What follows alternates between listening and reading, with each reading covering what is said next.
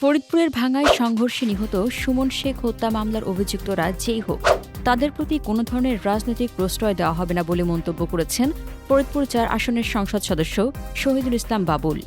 শুক্রবার বিকেলে ভাঙ্গা উপজেলার কাপুরা সদরদি এলাকায় নিহত সুমন শেখের পরিবারের সদস্যদের প্রতি সমবেদনা জানাতে গিয়ে উপস্থিত এলাকাবাসীর উদ্দেশ্যে তিনি একথা বলেন। সংসদ সদস্য বলেন, খুনি যেই হোক তাকে কোনোভাবেই প্রশ্রয় দেওয়া হবে না। সুমন হত্যা মামলায় দলীয়ভাবে কোনো ধরনের হস্তক্ষেপ করা হবে না। আইন তার নিজস্ব গতিতেই চলবে এবং অপরাধীদের বিরুদ্ধে আইন অনুযায়ী ব্যবস্থা নেওয়া হবে। তিনি আরও বলেন, যাদের বিরুদ্ধে হত্যা মামলা হয়েছে তাদের বিরুদ্ধে আজকের মধ্যেই দলীয়ভাবে প্রয়োজনীয় সাংগঠনিক ব্যবস্থা গ্রহণ করা হবে। আসসালামু আলাইকুম।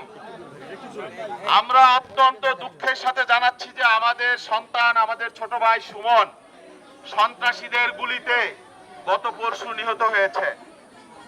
আমি দ্ব্যর্থহীনভাবে বলতে চাই, আমি সারা জীবন রাজনীতি করেছি, রাজনীতির কারণে কাউকে কোনোদিন একটা চট থাপড় দেই নাই, খুন তো বহুত দূরের কথা।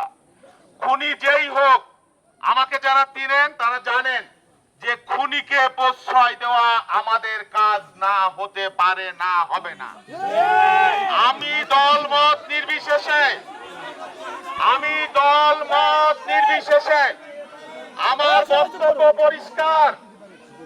আমার বক্তব্য পরিষ্কার যে খুনি যারা খুন করেছে সুমনকে, মামলা হয়েছে, মামলাটা নিজস্ব গতিতে চলবে এবং এই মামলায় কেউ কোনো ইন্টারফেয়ার করবে না এবং করবে না।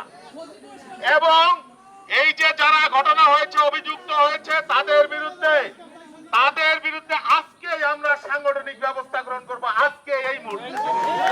এবং আপনারা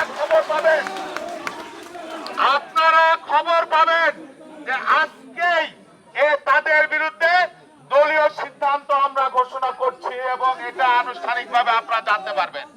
সেই জন্য এই ঘটনাকে কেন্দ্র করে এলাকায় যাতে আবার নতুন করে কোনো বিশৃঙ্খল পরিবেশ।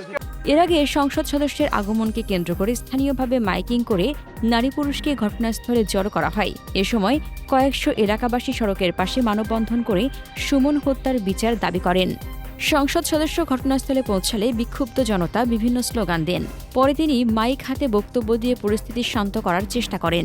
সংসদ সদস্যের সফরকে কেন্দ্র করে এলাকায় আইনশৃঙ্খলা বাহিনীর ব্যাপক উপস্থিতি ছিল। নিরাপত্তা নিশ্চিত করতে ঘটনাস্থল ও আশপাশে অতিরিক্ত পুলিশ মোতায়েন করা হয়।